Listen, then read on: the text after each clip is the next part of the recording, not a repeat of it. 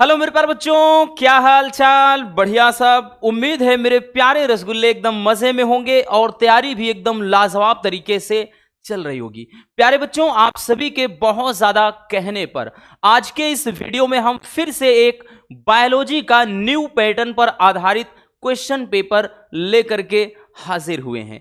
आज के इस वीडियो में हम एक और पेपर को देखेंगे जो आपका सेम पैटर्न रहने वाला है, क्योंकि बायोलॉजी में भी हमने आपको भी पहले भी बताया था कि बायोलॉजी फिक्स होता है। जिस तरह हिंदी में आपके फिक्स होते हैं, यही क्वेश्चन आने हैं, कुछ उसी तरीके से आपका बायोलॉजी भी होता है। और इसका एक बेनिफिट ये भी है, तो भैया 30 नंबर तो आपको प्रैक्टिकल के मिल ही जाएंगे हर एक स्टूडेंट को। भाई किसी को अगर कम मिलते हैं तो 28 29 तक बस 1-2 नंबर कटेगा, नहीं तो पूरे के पूरे मिलते हैं। तो चलिए देख लेते हैं भैया एक और बायोलॉजी के पेपर को। इससे आइडिया लग जाएगा मेरे प्यारे रसगुल्लों को कि पेपर का पैटर्न कैसे रहने वाला है। भैया आपका बायोलॉजी का जो क्वेश्चन पेपर होगा भैया वो 70 नंबर का रहने वाला है, क्योंकि हमने बताया ना 30 नंबर प्रैक्टिकल के होंगे।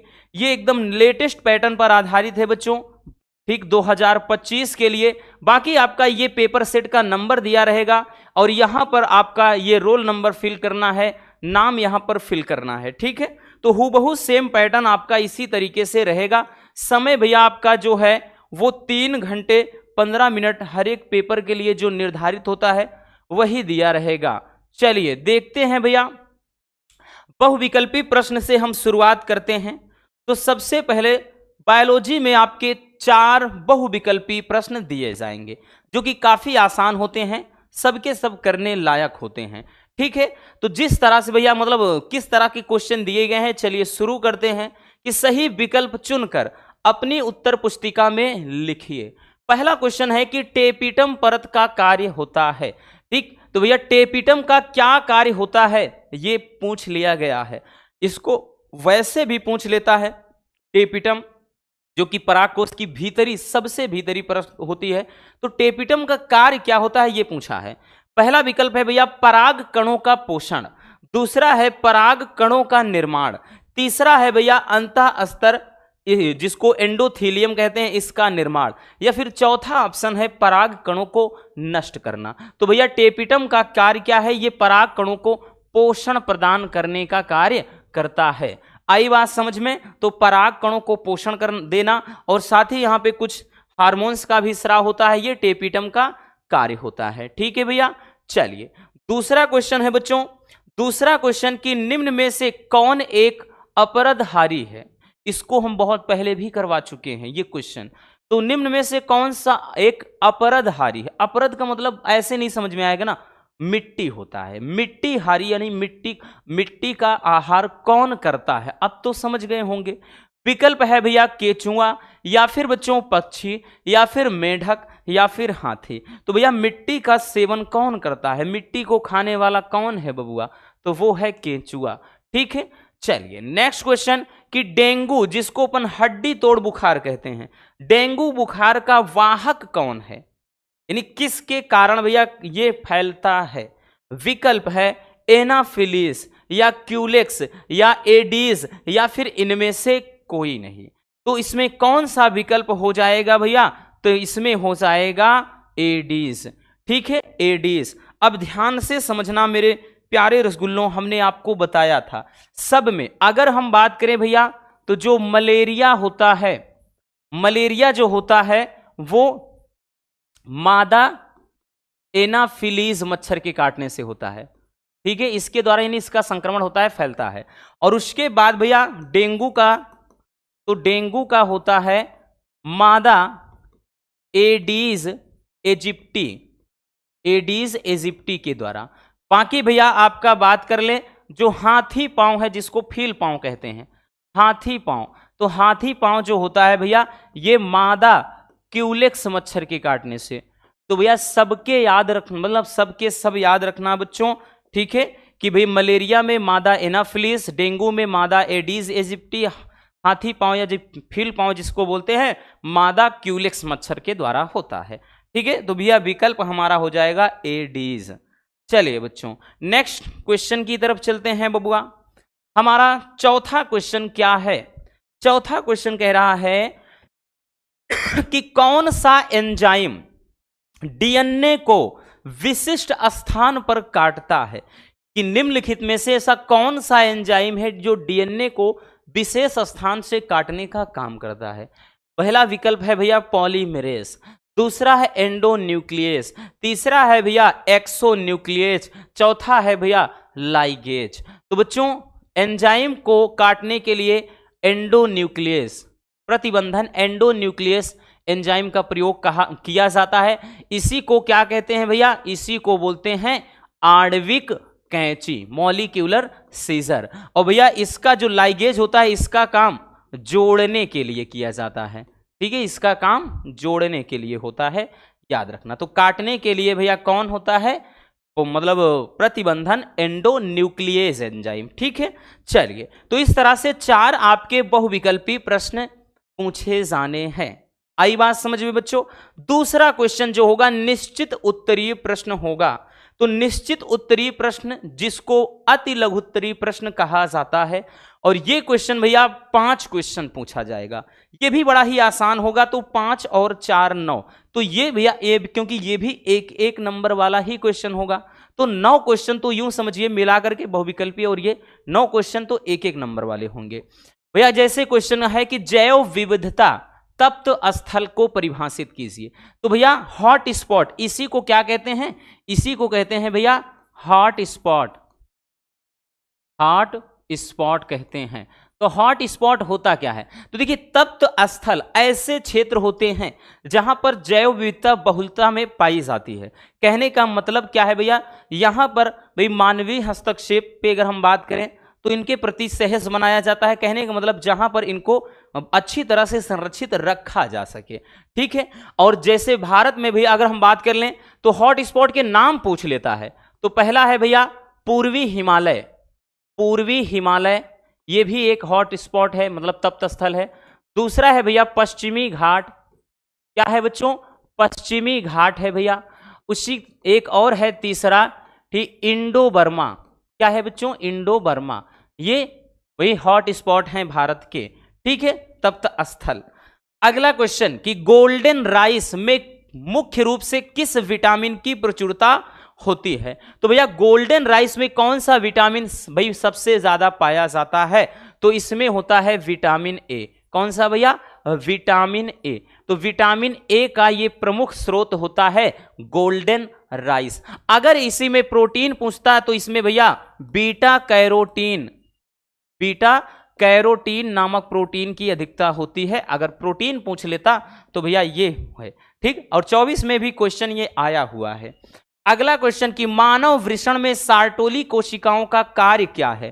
तो भैया सार्टोली जो कोशिकाएं होती हैं वृषण में होती हैं, इनका कार्य क्या है।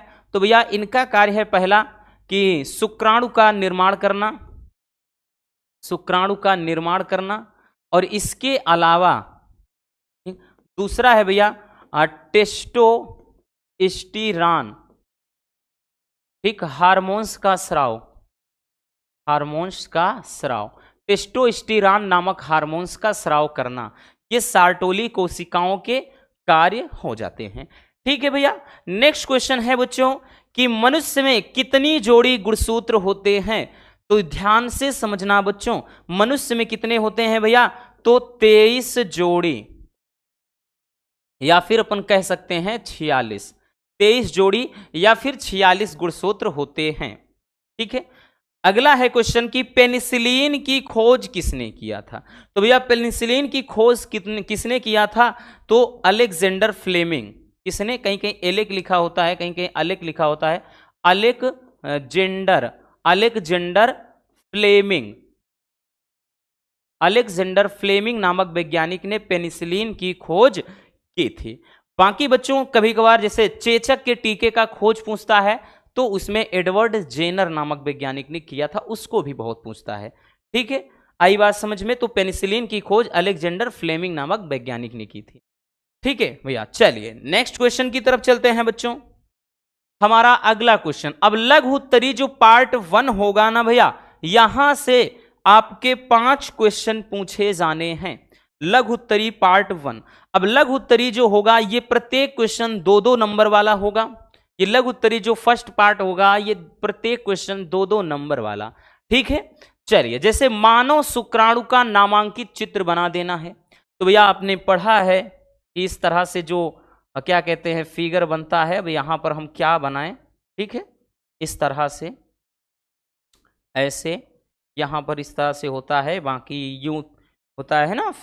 जो चित्र वाली वीडियो है देख लेना, उसमें अच्छे से समझाया है।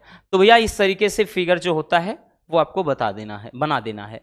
नेक्स्ट क्वेश्चन की मेंडल के प्रभाविता का नियम लिखना है बच्चों। अब प्रभाविता का नियम हमने बहुत अच्छे से समझाया है, जितने भी नियम हैं अगर आपको याद हो तो भाई प्रभाविता का नियम क्या होता है कि मेंडल ने जब दो विपरीत लक्षण वाले पौधों का, भैया क्या मतलब, दो विपरीत लक्षण वाले पौधों के बीच में जब संकरण कराया तो F1 पीढ़ी में या प्रथम पीढ़ी में जो लक्षण दिखाई देते हैं वो प्रभावी होते हैं और जो नहीं दिखाई देते हैं अप्रभावी होते हैं, और जो प्रभावी लक्षण है वो अप्रभावी लक्षण के गुणों को दबा देता है। जैसे भी हमने बताया भी था भैया 3 नंबर वाले क्वेश्चन में भी कि जैसे शुद्ध मटर के शुद्ध लंबे पौधे और उसके बाद भैया शुद्ध बौने पौधे के बीच में अगर भैया संकरण कराया जा रहा है तो इनमें अगर हम संकरण कराएं तो संकरण के बाद भैया जो यहां पर संतानें होंगी वो सभी संतानें संकर लंबे होंगे, यानी यहां पे बौने के लक्षण बिल्कुल नहीं आएंगे, ठीक है, ये संकर लंबे होंगे। अब इसमें बच्चों जो कैपिटल टी है और स्मॉल टी है ये हैं क्या बच्चों, तो यहां पर अब की बार जो कैपिटल टी है भैया ये क्या है, ये प्रभावी को दर्शा रहा है, ठीक, और ये अप्रभावी को दर्शा रहा है। मतलब भैया ये F1 पीढ़ी कहलाती है। F1 पीढ़ी में केवल और केवल लंबे वाले लक्षण होंगे, लेकिन जब फिर से इन्हीं में स्वपरागण होता है, सेल्फ पॉलिनेशन, तब जाकर के भैया इसमें लंबे बौने संकर सब लक्षण दिखाई पड़ते हैं। तो ये हो जाता है प्रभाविता का नियम। नेक्स्ट क्वेश्चन की प्रोटीन संश्लेषण को प्रारंभ करने हेतु कूट और प्रथम एमिनो अम्ल का नाम लिखना है। तो भैया कूट तो AUG होता है और उसके अलावा एमिनो अम्ल का नाम होता है मिथियोनीन, कहीं कहीं मिथियोनाइन लिखा होता है, ठीक, ये एमिनो अम्ल होता है, ठीक है भैया, आई बात समझ में। चलिए आगे क्वेश्चन पर चलते हैं बच्चों। हमारा नेक्स्ट क्वेश्चन क्या है, अब क्वेश्चन जो घा है यहां पर क्या बोल रहा है कि बीटी कपास पर टिप्पणी लिखिए। अब देखिए भैया बीटी फसल तो पढ़ा है लेकिन बीटी कपास यहां पर पूछा है। अब बीटी कपास होता क्या है, हमने बताया है कि अगर बीटी बैंगन चाहे पूछ ले, बीटी कपास चाहे पूछ ले, चाहे बीटी मतलब यहां पर वही कोई भी प्रजाति जैसे बीटी टमाटर पूछ ले, कोई दिक्कत ना, तो लिखेंगे बीटी कपास। कपास की एक ऐसी नस्ल होती है जिसे भैया जैव प्रौद्योगिकी द्वारा जैव प्रौद्योगिकी तकनीकी की सहायता से तैयार किया जाता है। इसमें बीटी जीवाणु को प्रवेश कराया जाता है। बीटी का मतलब है भैया कौन सा, बैसिलस थुरिनजिएंसिस, बैसिलस थुरिनजिएंसिस नामक जीवाणु का भी प्रवेश कराया जाता है इन पौधों में। और ये जो बीटी होता है यानी बैसिलस थुरिनजिएंसिस जो जीवाणु होता है भैया, ये बीटी विष उत्पन्न करता है। बीटी क्या करता है, विष उत्पन्न कर देता है, ठीक। उसके बाद जब ये विष उत्पन्न होगा, कोई भी कीट इस कपास को जब खाएगा, यानी इसकी पत्तियों को खाएगा, फूल को खाएगा, तने को खाएगा, तो ये जो बीटी विष है भैया ये कीट के आहार नाल में चला जाएगा। आहार नाल में ये विष जाकर के आहार नाल को नष्ट कर देगा, आहार नाल फट जाएगा, जिसके कारण भैया ये जो कीड़ा है ना वो मर जाता है, ठीक है भैया, क्या हो जाता है, मर जाता है। तो समझ में आ गया कि बीटी कपास क्या है। अगला क्वेश्चन है कि सक्रिय एवं निष्क्रिय प्रतिरक्षा क्या होती है। अब देखिए भैया अगर हम बात कर लें सक्रिय प्रतिरक्षा, अगर हम बात करें भैया तो जो सक्रिय प्रतिरक्षा होता है, सक्रिय प्रतिरक्षा में क्या होता है कि देखिए सक्रिय प्रतिरक्षा में इसमें शरीर किसी बाहर के रोगाणु से हमारी रक्षा करता है, ठीक। इसमें शरीर क्या होता है, शरीर की जो कोशिकाएं स्वयं किसी रोगाणु से रक्षा करती हैं, ठीक है। हमारा जैसे शरीर ही क्या करता है, किसी रोगाणु से रक्षा करता है हमारी, ठीक है, किसी रोगाणु से स्वयं रक्षा करता है सक्रिय में। जबकि अगर हम बात कर ले भैया निष्क्रिय में क्या होता है, तो निष्क्रिय में इसमें किसी किसी बात कर लें कि दूसरे जीव के, ठीक, किसी दूसरे जीव के शरीर में बने मतलब एंटीबॉडी को जब हमारे बॉडी में प्रवेश कराया जाता है, ठीक, तब वो निष्क्रिय होता है, ठीक है। तो ये सक्रिय और निष्क्रिय प्रतिरक्षा हो जाते हैं, ठीक है। आगे चलते हैं। अब बच्चों यहां से क्वेश्चन नंबर जो 4 शुरू होगा ना रसगुल्लों, क्वेश्चन नंबर जो 4 ये लघु उत्तरीय पार्ट आपका 2 होगा, यानी लघु उत्तरीय सेकंड होगा, ठीक है। 1 मिनट भाई, थोड़ा पानी पी लेते हैं।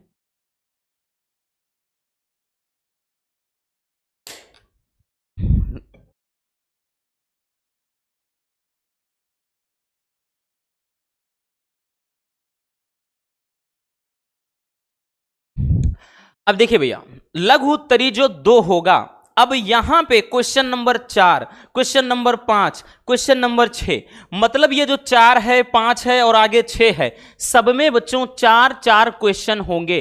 तो भैया यहां पर अगर हम देखें 4 क्वेश्चन, यहां पर देखें 4 क्वेश्चन, नीचे भी देखें 4 क्वेश्चन, तो 4 तिहाई कितने 12 क्वेश्चन, और हर क्वेश्चन 3 नंबर वाला। अब यहां से हर क्वेश्चन 3 नंबर वाला होगा, इस तरह से 36 नंबर का जो क्वेश्चन है वो 4, 5 और 6 क्वेश्चन में ही होगा, ठीक है। इसीलिए बोलते हैं ना कि 3 नंबर वाले क्वेश्चन सबसे ज्यादा आएगा। तो भैया क्वेश्चन है कि मानव में कैंसर रोग के कारणों का उल्लेख कीजिए। भाई बहुत सारे कारण हैं, ठीक है। जैसे हमने बताया आज के टाइम पे क्या है, मतलब भाई सबसे बड़ा है तो नशीले पदार्थ का सेवन, या फिर भाई अन्य भी जैसे भौतिक कारण में जैसे बहुत सारे सौंदर्य प्रसाधन भी कारण बन जाते हैं, और धूल मिट्टी, मतलब जैसे भाई ऐसी जगह की धूल जहां पर जैसे चिमनी वगैरह है, कांगरी है, जो भाई जम्मू कश्मीर में चलाई जाती है, तो उनमें निकलने वाला जो धुआं होता है उससे भी कैंसर का कारण हो जाता है। तो ये सब कारण में ही आते हैं। अब एलर्जी कह रहा है क्या होती है, जब एलर्जी क्या होता है, जब हमारा शरीर भाई किसी भौतिक कारक या रासायनिक कारक या अन्य किसी भी कारक के प्रति भाई क्या करता है, प्रतिकूल रिएक्ट करता है, यानी प्रतिकूल तरीके से हमारा शरीर व्यवहार करता है। जैसे शरीर में भाई खुजली होने लगे, ठीक है, लाल रंग के दाने निकलने लगे, या ऐसे परिवर्तन शुरू हो जाते हैं, तो वो एलर्जी होता है। सीधी सी बात, जब हमारा शरीर बाह्य कारकों के प्रति विपरीत प्रतिक्रिया करता है तो इस प्रक्रिया को ही एलर्जी कहते हैं। अब एलर्जी के बहुत सारे कारण हैं भैया। एलर्जी किस कारण है, तो हमने बताया जैसे धूल धुआं मिट्टी के कारण भी हो सकता है, धूल है धुआं मिट्टी के कारण हो सकता है, या सौंदर्य प्रसाधन, किसी को भैया जैसे एलर्जी भाई बहुत सारे लोगों को बहुत तरीके से होती है, किसी को धूल धुआं मिट्टी से होती है, किसी को सौंदर्य प्रसाधन क्रीम पाउडर, ठीक है, इन सब से होती है, तो सौंदर्य प्रसाधन से होती है किसी को एलर्जी।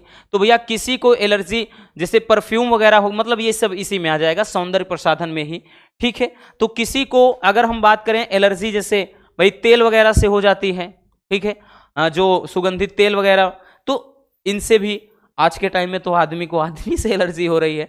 तो बहुत सारे ये एलर्जी के कारण हो जाते हैं, ठीक है। तो इन सबसे जैसे भी किसी को सनलाइट से, ठीक है, सूर्य के प्रकाश से, अब कहेंगे इससे किससे होता है, बहुत सारे लोग हैं भैया कि सूर्य के प्रकाश से एलर्जी होती है। तो ये सब एलर्जी के क्या हैं, कारण है, इसके कारण एलर्जी होती है। अगला कह रहा है बीओडी संकेताक्षर का पूर्ण रूप लिखते हुए इस पर टिप्पणी लिखना। देखिए हमने बताया था कि एक ऐसे ज्यादातर केसेस में भाई आपका लगभग हर एक सेट में एक क्वेश्चन इस तरह का फेंकेगा, ठीक है। तो यहां पर बीओडी का फुल फॉर्म पूछ लिया है और इसके बारे में बताना है। बीओडी का भैया क्या होता है, हमने बताया है कि bio chemical oxygen, biochemical oxygen demand, ये क्या होता है भैया, ये बीओडी का फुल फॉर्म होता है, ठीक है। आई बात समझ में ये, और बीओडी क्या है हमने इसको वन शॉट में अच्छे से समझाया है, और इसके भाई बायोगैस वाला जो वीडियो है उसमें भी बताया है ना कि ये एक मतलब मात्रा होती है जिसमें भाई ऑक्सीजन की या फिर यूं कह लें जल की शुद्धता की माप की जाती है, ठीक है। अगला है उत्पादकता क्या है, तो भैया जो भी प्राथमिक उत्पादक हैं या पेड़ पौधे हैं उनके द्वारा उत्पाद जो मतलब उनके द्वारा पदार्थों की उत्पादन की जो दर होती है वही उत्पादकता कहलाती है। ठीक, चलिए नेक्स्ट क्वेश्चन की तरफ चलते हैं। हमारा अगला क्वेश्चन क्या है कि भ्रूणपोष क्या है और इसके विकास की प्रक्रिया व कार्य समझाइए, क्योंकि अब 3 नंबर वाले क्वेश्चन है तो थोड़ा लेंदी होंगे। भ्रूणपोष क्या होता है भैया? तो ये क्या है, अगर हम बात करें तो ये बीज के अंदर का खाने योग्य भाग होता है। जैसे मैं बताया ना कि काजू हो गया, बादाम हो गया, जैसे मूंगफली हो गया, यानी दलहन वाली ज्यादा चीजें जो हम जैसे चने वगैरह हो गया हम भिगो कर खाते हैं, तो वो जो भाग होता है वही भ्रूणपोष होता है। ठीक, अगला है कि स्त्री जनन तंत्र का भाई आरेखीय नामांकित चित्र बनाना है। ठीक, तो मादा जनन तंत्र का आपको फिगर बना देना है। ठीक, तो फिगर से रिलेटेड भी क्वेश्चन दिखाई पड़ेंगे बच्चों। हमने सब चीजों को ध्यान में रखते हुए ठीक है इसको तैयार किया है। अगला क्वेश्चन है कि लिंग सहलग्न वंशागति क्या होती है। ठीक, देखिए भैया लिंग सहलग्न वंशागति क्या होती है। ऐसे भाई अगर हम बात करें तो जिनका संबंध लिंग गुणसूत्र से होता है वो लिंग सहलग्न लक्षण या लिंग सहलग्न वंशागत होते हैं, और ये लक्षण क्या होते हैं भैया? पीढ़ी दर पीढ़ी पहुंचने वाले होते हैं। और आगे कह रहा है हीमोफीलिया और वर्णांधता के माध्यम से इसे समझाना है। हीमोफीलिया क्या होता है? तो हीमोफीलिया एक ऐसा भाई मतलब ये एक्स सहलग्न रोग है। कैसा रोग है भैया? एक्स सहलग्न रोग है। एक्स सहलग्न रोग है। साधारण रूप से अगर हम देखें, जब किसी भी व्यक्ति को चोट लग जाती है तो 5 मिनट में रक्त का थक्का बन जाता है। ठीक है, लेकिन जो अगर भैया रक्त का थक्का ना बने तो मान लेते हैं कि भैया उसके हीमोफीलिया यानी हीमोफीलिया का शिकार है, क्योंकि 5 मिनट के अंदर जनरली भाई किसी को भी चोट लगे तो रक्त का थक्का बन जाएगा। लेकिन भैया जो हीमोफीलिया से पीड़ित व्यक्ति होते हैं इसमें चोट लगने के बाद रक्त का थक्का बनता ही नहीं है, या बनेगा भी तो बहुत टाइम 20 से 24 घंटे लग जाते हैं। तब तक तो शरीर का सारा खून वैसे ही निकल जाएगा और रोगी की मृत्यु हो जाएगी। इसीलिए इसको ब्लीडर रोग भी कहा जाता है। नेक्स्ट वर्णांधता, ये भी भैया एक एक्स सहलग्न रोग ही है भैया। ठीक है, ये एक्स सहलग्न रोग ये भी है बच्चों, बस सुनना है इसीलिए हम पूरा बयां कर दे रहे हैं। तो वर्णांधता ये भी एक्स सहलग्न रोग है। ठीक, और वर्णांध जो व्यक्ति होते हैं इनमें कुछ विशेष रंगों जैसे लाल व हरे में अंतर नहीं बता पाते हैं। ठीक, यही कारण है, कभी कभार क्वेश्चन पूछता है कि क्या कारण है कि वर्णांध व्यक्ति को रेलवे ड्राइवर नहीं बनाया जा सकता है। ठीक है, तो भैया इसका कारण यही है कि ये लाल और हरे रंग में अंतर नहीं कर पाते हैं। अब जब लाल और हरे में अंतर नहीं कर पाएंगे तो भैया रेलवे ड्राइवर क्यों बनाया जाएगा? वही सीन होगा कि दोनों जवानी की मस्ती में चूर, न तेरा कुसूर न मेरा कुसूर, न तूने सिग्नल देखा न मैंने सिग्नल देखा, एक्सीडेंट हो गया रब्बा रब्बा। तो भैया यहां पर क्या हो जाएगा? पता ही नहीं चलेगा सामने वाला लाल झंडी दिखा रहा है कि हरी झंडी दिखा रहा है, अंतर ही नहीं बता पाएंगे। तो ऐसे केसेस में भैया एक्सीडेंट की संभावना, तो ऐसे व्यक्ति ना तो पेंटर बन पाते हैं, ना तो सिग्नल पर उस तरह कहीं हो पाते हैं, ना तो भाई रेलवे विभाग में जॉब कर सकते हैं। ठीक है, क्योंकि वही चीज भाई हर जगह लाल और हरा का ही काम होता है। तो ये वर्णांधता होता है। ठीक है, अगला है भैया पीसीआर पर टिप्पणी लिखिए। पीसीआर पॉलीमरेज चैन रिएक्शन जिसको कहते हैं पॉलीमरेज श्रृंखला अभिक्रिया। अब पीसीआर भी अच्छे से समझाया है। ठीक है, पीसीआर क्या है भाई? 3 नंबर वाले में तो पूरा डिटेल्स में समझा दिया है, इसका पूरा प्रोसेस देख लेना इसके पहले वाली वीडियो में।